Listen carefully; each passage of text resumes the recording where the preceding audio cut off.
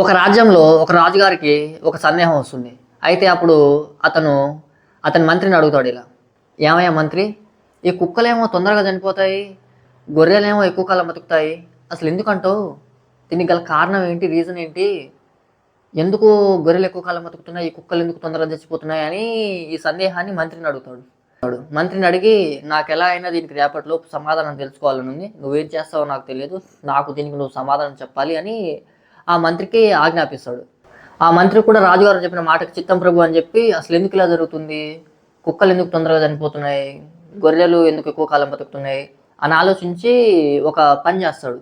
ఆ పని ఏంటంటే, ఒక 20 గొర్రెల్ని ఒక రూమ్లో, ఒక 20 కుక్కల్ని ఒక రూమ్లో సపరేట్గా పెట్టి తాళం వేసి, ఆ గొర్రెలు ఉన్న రూమ్లో ఒక 20 గడ్డి మోపులు, అలాగే ఈ కుక్కలు ఉన్న రూమ్లో ఒక 20 రొట్టె ముక్కలు పడేస్తాడు. ఇలా పడేసి తెల్లారి లేచి చూస్తాడు. గొర్రెల రూమ్లో ఆ గొర్రెలు ఆ గడ్డి మొత్తం తిని హ్యాపీగా పీస్ఫుల్గా ప్రశాంతంగా నిద్రపోతాయి. కానీ ఈ కుక్కల రూమ్ ఓపెన్ చేసి చూసేసరికి ఈ కుక్కలన్నీ చచ్చి పడి ఉంటాయి. ఒక్క కుక్క కూడా బతకదు. అరే, ఇది ఎందుకు ఇలా జరిగిందని ఆలోచిస్తే అప్పుడు అతనికి ఒక విషయం అర్థమవుతుంది. ఆ 20 గొర్రెలు ఎవరి గడ్డి మోపున తిని ఏ గొడవ పడకుండా ప్రశాంతంగా పడుకున్నాయి.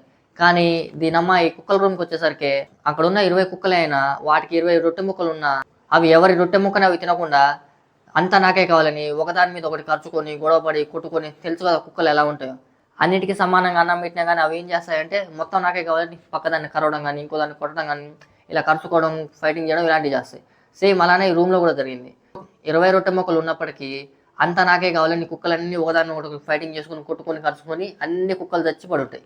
సో దీన్ని బట్టి మనకు అర్థమైన విషయం ఏంటంటే, సమాజంలో కూడా అందరూ కలిసి ఎదగాలనుకుంటేనే ఆ సమాజం ప్రశాంతంగా ఏ గొడవ లేకుండా ఉంటుంది. ఈ కుక్కల్లాగా అంతా నాకే కావాలి, అంతా నేనే తినాలి, నేను ఒక్కనే ఎదగాలి, పక్కోడు ఎలా నాశనం అయిపోయినా వాడు ఏమైపోయినా నాకు సంబంధం లేదు అని అనుకునే సమాజం ఉంటుంది కదా. సో అలాంటి సమాజం అనేది చాలా డేంజర్ అనమాట.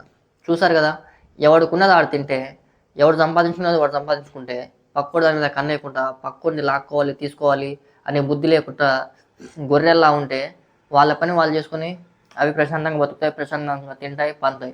కానీ కుక్కల్లా కొట్టుకు చేస్తేనే జీవితాలు పోతాయి.